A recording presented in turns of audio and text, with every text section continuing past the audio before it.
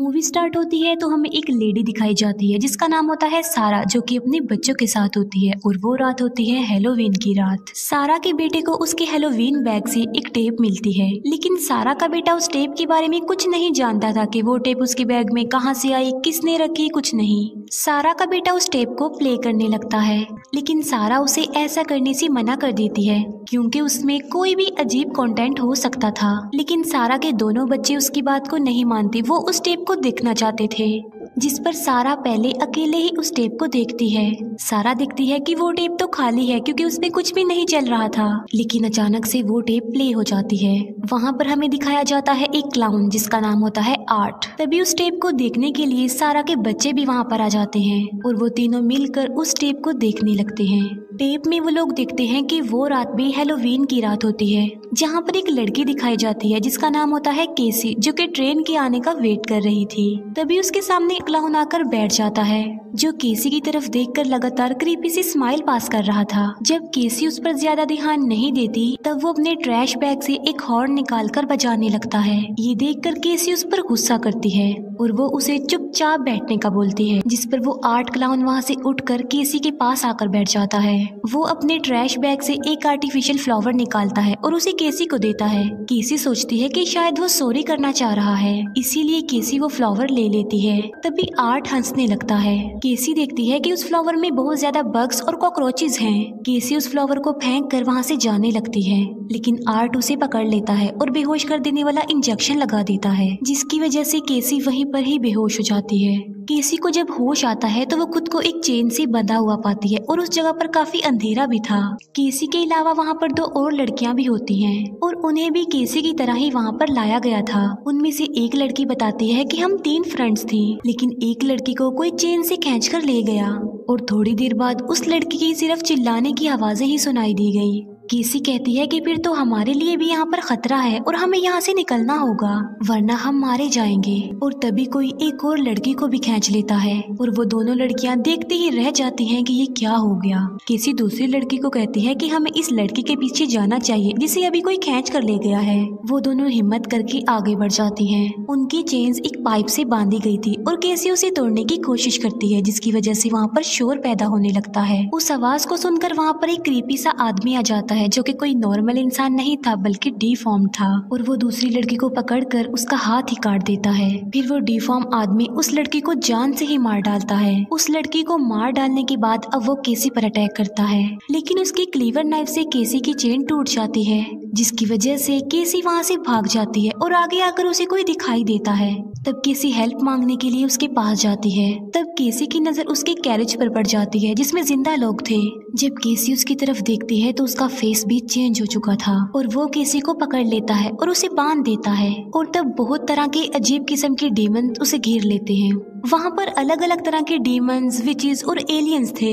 उन्होंने एक pregnant lady को भी वहाँ पर बांधा हुआ था। वो डीमंस उस लेडी का पेट काट देते हैं और बच्चा निकाल लेते हैं और निकलने वाले खून को वो जमा कर लेते हैं और जाकर किसी को दे देते हैं। जिसको वो खून देते हैं वो उस खून को पी लेता है और अब वो बढ़ता है केसी की तरफ, और वो होता है हेल का सबसे बड़ा डीमन जिसका नाम था सैटर्न डीमन। वहाँ पर जितने भी डीमंस थे वो सारे हेल डीमन थे और वो सैटर्न के गुलाम थे। केसी काफी चिल्लाती है और टेप में वो मूवी यहीं पर खत्म हो जाती है। सारा के बेटे को तो वो मूवी काफी पसंद आई थी, लेकिन सारा और उसकी बेटी ये मूवी देखकर काफी डर जाती हैं। सारा उस टेप को बंद कर देती है और दोनों बच्चों को कहती है कि वो जाकर सो जाएं। सारा, जो कि अभी तक ही उस टेप के बारे में ही सोच रही थी। कुछ देर बाद सारा के बेटे के रूम का दरवाजा अपने आप से ही खुल जाता है। वो आवाज सुनकर सारा का बेटा उठ जाता है। वो देखता है कि वहाँ पर उसकी सिस्टर है, जो कि उस टेप को देखकर बुरी तरह से डरी होती है। उसे अपने रूम में डर लग रहा था और वो अपने भाई के साथ सोने आई थी। फिर वो सिबलिंग सो जाते हैं। सारा उस टेप को एक बार फिर से प्ले कर देती है और इस बार टेप में जो लेडी दिखाई जाती है उसका नाम होता है कैरोलिन। कैरोलिन जो कि अभी अभी अपने न्यू घर में शिफ्ट हुई थी और वो रात भी हैलोवीन की ही रात होती है।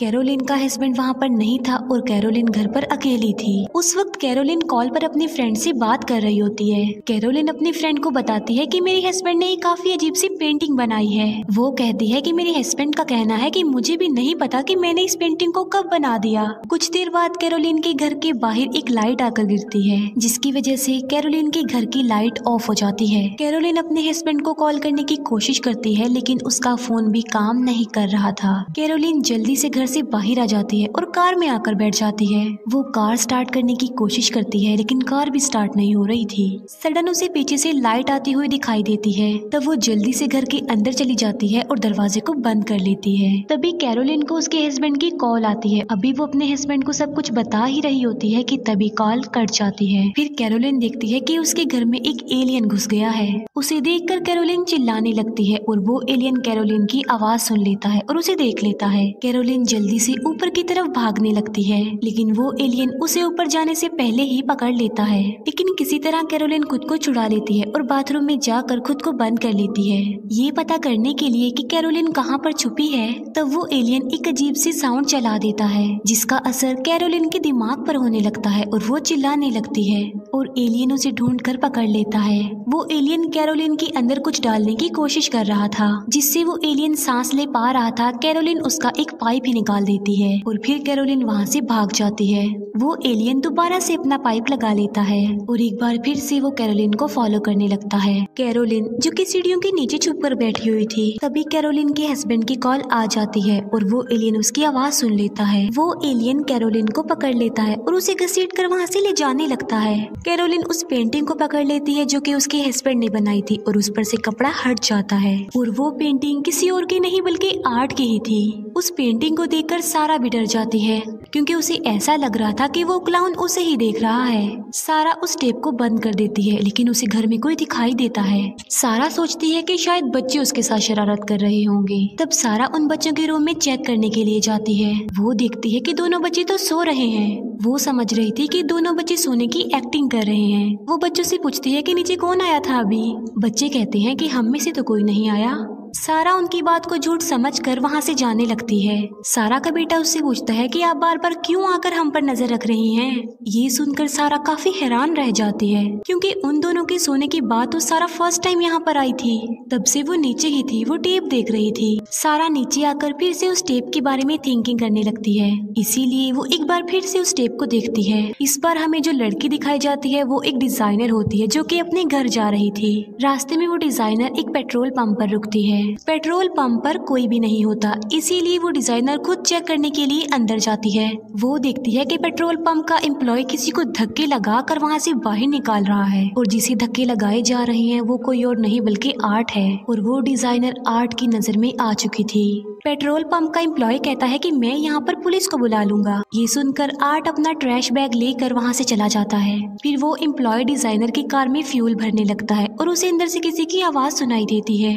तब वो चेक करने के लिए अंदर जाता है। काफी देर गुजर चुकी थी और वो एम्प्लॉय बाहर नहीं आया था, इसीलिए वो डिजाइनर खुद चेक करने के लिए अंदर जाती है। उस डिजाइनर को अंदर 100 चलने की आवाज सुनाई देती है। जब वो अंदर जाकर देखती है तो वो काफी शॉक्ड रह जाती है, क्योंकि आर्ट उस एम्प्लॉय का सर 100 से काट रहा था। आर्ट उस डिजाइनर की तरफ देखकर हंसने लगता है। वो डिजाइनर जल्दी से अपनी कार में आकर बैठ जाती है और वहाँ से निकल जाती है। वो सोचती है कि वो अब बच गई है, लेकिन थोड़ी दूरी पर जाने के बाद वो देखती है कि आर्ट लिफ्ट मांग रहा है। उसे देखकर वो कार और तेज चलाने लगती है।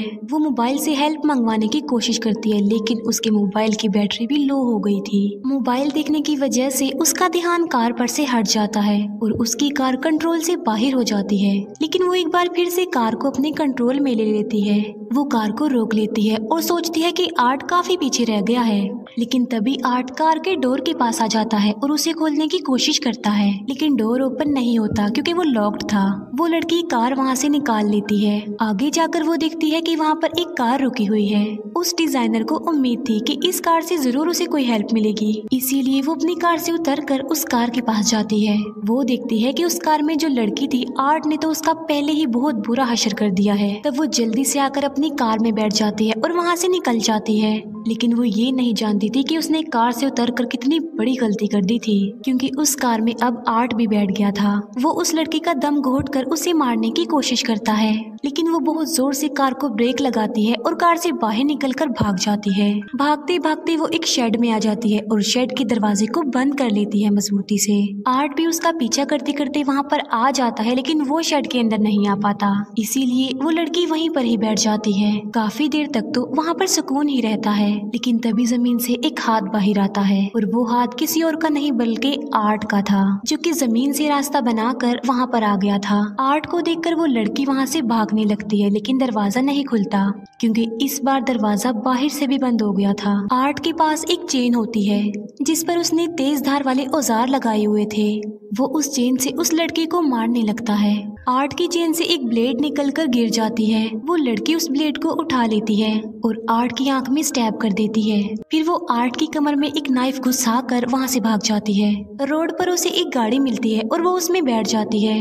वो सोचती है कि अब उसकी आर्ट से जान छूट गई होगी, लेकिन ऐसा नहीं था। तभी एक कार से कोई उन्हें फॉलो कर रहा था और वो था आर्ट। आर्ट अपनी कार को उन लोगों की कार के साथ ले आता है और ड्राइवर को शूट करके मार डालता है, जिससे उनकी कार कंट्रोल से बाहर होकर एक ट्री से टकरा जाती है। उस लड़की की आंख जब खुलती है तो वो खुद को काफी अजीब फील करती है। वो देखती है कि उसके आसपास कुछ टूल्स पड़े हुए हैं जो कि खून से लथपथ हैं और आर्ट भी उसके पास ही बैठा हुआ था, जो कि उस लड़की की तरफ देखकर हंसे ही जा रहा था। असल में आर्ट ने उस लड़की के हाथ पांव काट दिए थे, तभी तो वो टूल्स खून से भरे हुए थे और उसकी बॉडी पर उसने बहुत सारे अब्यूजिव वर्ड्स भी लिख दिए थे।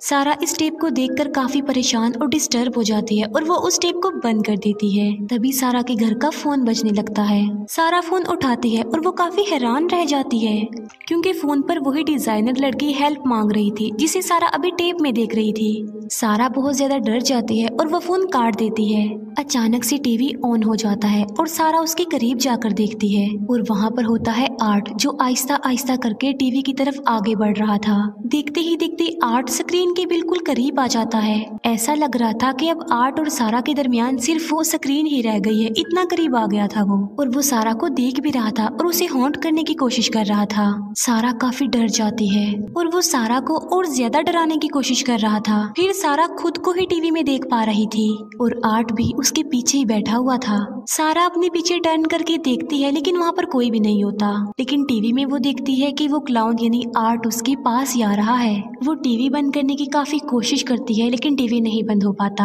आर्ट सारा के बहुत पास आ जाता है। तब सारा उस टेप को निकाल कर तोड़ देती है, जिसकी वजह से आर्ट भी वहाँ से गायब हो गया था। तभी सारा को अपने बच्चों के चिल्लाने की आवाज सुनाई देती है। तब सारा जल्दी से ऊपर जाती है। जो कुछ वहाँ पर चल रहा था वो हमें एक टेप की तरह ही दिखाया जा रहा था। ऊपर जाकर सारा देखती है कि वहाँ पर आर्ट खून से लथपथ है और हंस रहा है, लेकिन अचानक से आर्ट वहाँ से गायब हो जाता है। सारा रूम में जाती है और वो देखती है कि आर्ट ने उन दोनों बच्चों के सर काटकर अलग कर दिए हैं और आर्ट ने वॉल को खून से भर दिया है और वहाँ पर अपना नाम भी लिख दिया है। ये देखकर सारा काफी रोती है और चिल्लाती है और सारा के चिल्लाने के साथ ही ये मूवी यहीं पर एंड हो जाती है।